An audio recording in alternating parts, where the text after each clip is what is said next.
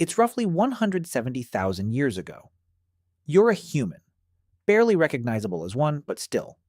You wake up, stretch, look around at the African savanna, and at absolutely no point do you think you know what would really complete this morning. Pants.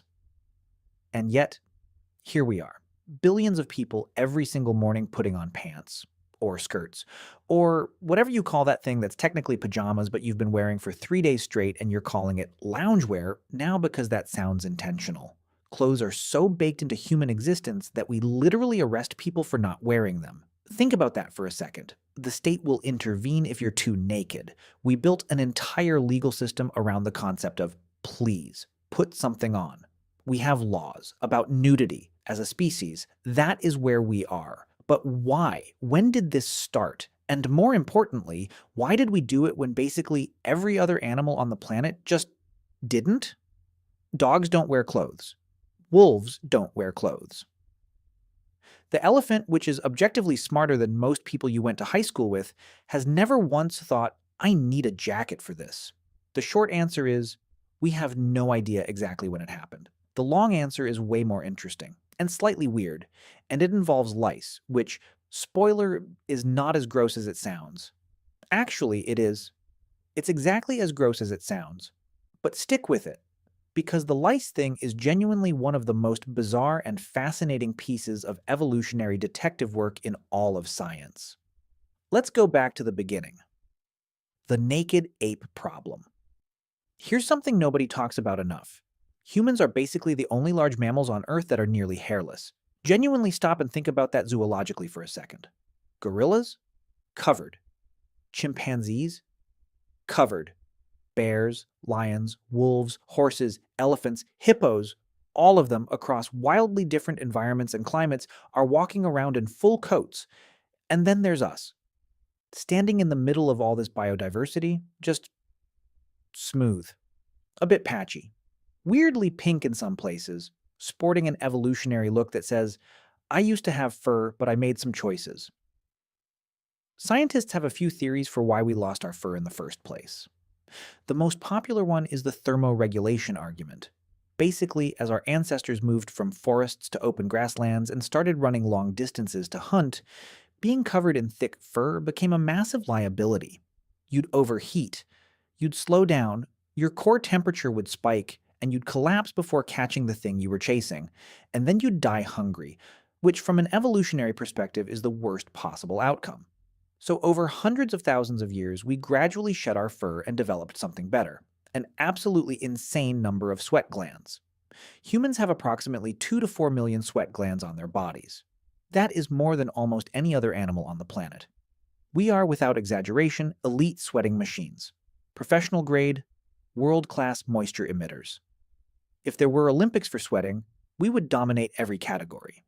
This is great in the summer. It is considerably less great when it's 40 below zero and you're trying to survive in Central Asia with nothing but your wits and a rock. And that's where clothes come in, eventually. Warmth was probably not the first reason. Probably. Here's the conventional story. Humans moved out of Africa, hit colder climates, got cold, wrapped themselves in animal skins, and that's that. Simple, clean, logical. A 5-year-old could figure it out. Except the timeline doesn't quite work, and once you notice that, the whole tidy narrative starts to unravel. Genetic evidence, which we'll get to in about 30 seconds, suggests that humans started wearing clothes somewhere around 100,000 to 170,000 years ago. The problem is that modern humans didn't really start migrating out of Africa in significant numbers until around 70,000 years ago. So if clothes were purely a response to cold weather, why are they appearing tens of thousands of years before humans actually went anywhere cold? Something else must have been going on earlier. Something social. Something that has more to do with who we are as a species than with the temperature outside. But before we get into that, we need to talk about the most unlikely piece of evidence in the entire clothing origin story. And yes, it's the lice. We're doing the lice now. The louse that changed everything. Researchers at the University of Florida were doing what geneticists do, which apparently involves staring at very small things for extremely long periods of time and occasionally having a breakthrough that changes everything. And they decided to map the evolutionary history of human lice. Now, here's the crucial piece of biology you need to understand. Humans have two main types of lice: head lice and body lice. Head lice live in your hair. Body lice live specifically in clothing, in the seams, in the folds, in the fabric.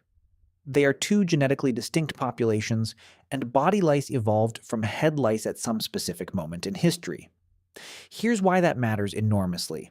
Body lice can only survive if there are clothes to live in. They cannot survive on bare human skin. They need fabric. They need the warmth and shelter that clothing provides. So the moment body lice genetically diverged from head lice, the moment that evolutionary split happened, is essentially the moment humans started wearing clothes consistently enough to create a new ecological niche for a parasite. When researchers ran the numbers, they found that body lice diverged from head lice somewhere between 83,000 and 170,000 years ago. Let that sit for a moment. A parasitic insect, one of the most universally hated creatures in human history, the thing that causes mass panic in elementary schools and ruins camping trips, accidentally preserved the earliest evidence of human fashion. The lice know when we got dressed before we do. They were there. They adapted. They moved in. That is either beautiful or deeply, deeply horrifying. Possibly both simultaneously. Probably both. So, what were clothes actually for first? Okay, so we've established that clothing predates the migration out of Africa by a significant margin, which means warmth cannot be the original driver. So, what was? Theory number one: basic physical protection. Not from cold, but from sun, insects, sharp vegetation, and general abrasion.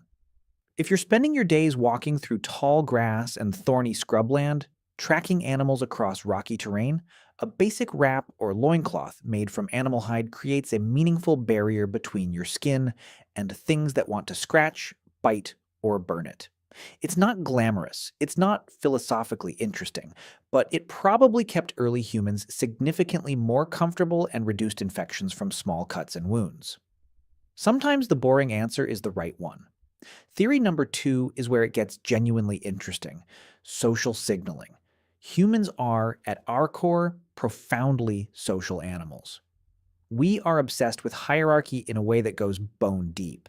We are constantly, compulsively communicating who we are, what group we belong to, what status we hold, whether you should be scared of us, or attracted to us, or deferential to us. We do this with our posture, our facial expressions, our voices, our hairstyles, our tattoos, and quite possibly from very early on, with what we drape over our bodies. There's evidence that our ancestors were using pigments like ochre for body decoration as far back as 200,000 years ago. That's before the lice evidence for clothing, so the impulse to decorate the body to signal something visually about yourself to the group, that may actually be older than clothing itself. We were painting ourselves before we were dressing ourselves. The jump from decorating your skin to wearing a particular kind of hide in a particular way isn't a large cognitive leap, and once the hide is on, you start thinking about which hide, and how it's worn, and what that communicates. Is this the hide of something powerful? Did I kill it myself? Does wearing it say something about me? Welcome to the very first fashion industry.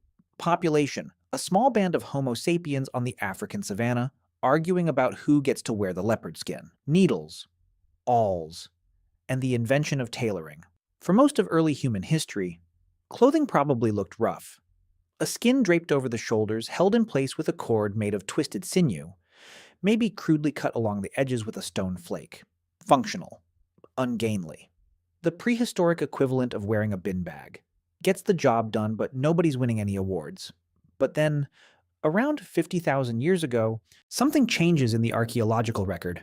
Researchers start finding bone needles, not just pointed tools for punching holes, actual needles with tiny eyes bored through them, clearly designed for threading sinew or fiber and stitching material together with precision. Fitted clothing, sewn seams, garments shaped to the body rather than just thrown over it. The oldest confirmed needle with a proper eye was found in Denisova Cave in Siberia, and dates back approximately 50,000 years. It was made from the hollow bone of a bird, shaped and polished to a fineness that is genuinely extraordinary. This object represents a cognitive leap that is difficult to overstate. Someone looked at a sliver of bone, envisioned a tool that didn't yet exist, figured out how to bore a clean hole through the narrow end without splitting it, and used the finished product to join two pieces of material with a controlled, repeatable stitch. That is not survival instinct. That is engineering. That is design thinking. That is someone solving a problem through imagination and craft rather than brute force. And that needle matters more than almost any other object from that period. Because you can live without pottery, you can live without cave paintings. In Siberia, 50,000 years ago, in the depths of a glacial winter, without properly fitted clothing that seals heat against the body? You absolutely cannot. The Neanderthals were doing it. 2. Here's something that often gets dropped from the clothing origin story, mostly because it complicates the neat modern humans invented everything narrative. Neanderthals were also making and wearing clothes, and they were doing it well before they ever encountered us. We've found substantial evidence of Neanderthals systematically processing animal hides, scraping bones in patterns consistent with hide preparation, using specific stone tools that were clearly designed for working leather, and managing carcasses in ways that suggest they were after the skin as much as the meat. There's also genetic and anatomical evidence suggesting Neanderthals had physiological adaptations to cold climates, stockier bodies, shorter limbs, different fat distribution, which tells us they were dealing with serious cold for a very long time. Clothes would have been essential, not optional. And then there are the Denisovans, the mysterious third human lineage we only discovered in 2010 from a single finger bone found in that same Siberian cave. In the same archaeological layers as the needle, researchers found pierced and polished ornaments that suggest symbolic thinking, decoration, and possibly garment embellishment. A people we barely know existed were already thinking about what they were wearing and how it looked. So the impulse to clothe the body wasn't exclusive to our lineage. Multiple human species in different environments arrived at similar solutions through overlapping reasoning, which raises a genuinely unsettling question. Is clothing a human thing, or is it a smart bipedal primate living in a harsh environment thing? Is it inevitable? Would any sufficiently intelligent creature, cold enough and social enough, eventually figure out that wrapping yourself in something is just obviously correct? We don't know. But the convergence across species is very hard to dismiss. Let's take a step back and talk about the truly strange thing here. The thing that separates human clothing from every other animal's relationship with shelter or protection. If clothes were purely practical, every culture across history would converge on the most thermally efficient solution for their climate and just stay there forever. Thick hides in the Arctic, light plant fiber in the tropics, same shapes, same function, total standardization. Done. That is categorically not what happened. What happened is that humans immediately and universally made clothing mean something. In every culture we have records of, going back to the earliest archaeological evidence, clothing carries symbolic weight that goes far beyond its physical function. Priests wore different things than warriors. Rulers wore things nobody else was allowed to wear. The dead were buried in specific garments suited to their status and the journey ahead of them. Ceremonies required specific dress that would be absurd in any other context. Some of the oldest textile fragments ever found weren't just pieces of fabric. They were dyed in multiple colors. Someone, tens of thousands of years ago, looked at a perfectly functional piece of woven material and thought, this needs to be a different color. Not because it would keep them warmer, but because it would mean something different. Because it would say something. This is the fundamental weirdness of human clothing. We use it as language. We use it to construct and broadcast identity. We use it to say, I belong to this group, I hold this rank, I am mourning, I am celebrating, I am dangerous, I am available, I am sacred, I am ordinary. No other animal does this. Peacocks display, sure. Cuttlefish change color, but they're not choosing what to communicate based on social context, cultural history, and personal narrative. That's entirely ours. And it started, as best we can tell, in Africa between 1 and 200,000 years ago, when some ancestor of ours picked up a piece of ochre, painted themselves with it, and felt something click into place about who they were in relation to everyone else. Even if warmth wasn't the original reason, it became a survival-critical one fast. Between roughly 120,000 and 70,000 years ago, Earth went through a series of brutal glacial cycles. Global temperatures plunged, Ice sheets expanded dramatically. Large portions of Africa became hyper-arid. Lakes dried up. Food sources collapsed. The human population may have crashed to somewhere between 10 and 30,000 individuals at its lowest point. We nearly went extinct. We came astonishingly close to just not existing anymore, as a species, before we'd even gotten properly started. For the survivors, and especially for the groups that eventually pushed north into Europe and east into Central Asia over the following millennia, clothing was no longer a social signal or a practical comfort. It was the thin line between life and death, quite literally. The groups that had already developed sophisticated clothing technology, fitted, layered, stitched, sealed at the extremities, had a survival advantage so significant it's hard to overstate. A properly constructed garment traps warm air against the body. It protects the wrists and neck, the places where blood runs close to the surface and heat escapes fastest. It allows a human body to survive temperatures that would kill an unclothed person in hours. Those with the needle, the thread, the knowledge of how to prepare hide and layer materials, they made it through. They had children. Those children learned the same skills, and those skills carried forward across generations are part of the reason modern humans made it to every continent on Earth. We didn't just evolve bodies suited for the world, we built a second skin and carried it everywhere we went. There's a transition in the clothing story that often gets glossed over, because it doesn't have a single dramatic moment attached to it. The shift from animal hides to woven plant fibers. Animal hides are warm, durable, and water-resistant. They're also heavy, stiff, difficult to clean, and you need to kill something to get them, which is a logistical constraint. At some point, humans started working with plant fibers, spinning them into thread, twisting them into cord, eventually weaving them into fabric. The oldest known twisted plant fiber was found in a cave in the Republic of Georgia, the country, not the state, and dates to roughly 30,000 years ago. Crucially, those fibers were dyed in multiple colors, already decorative, already intentional, already communicating something beyond simple function. By the time of the Neolithic agricultural revolution, roughly 10,000 BCE onwards, textile production had become a core technology of human civilization. Flax cultivation for linen, wool from domesticated sheep. Eventually, cotton, silk, and the extraordinary variety of fibers that different cultures developed independently across the world. And with textiles came something genuinely revolutionary: the wardrobe, clothing that could be specialized for different purposes.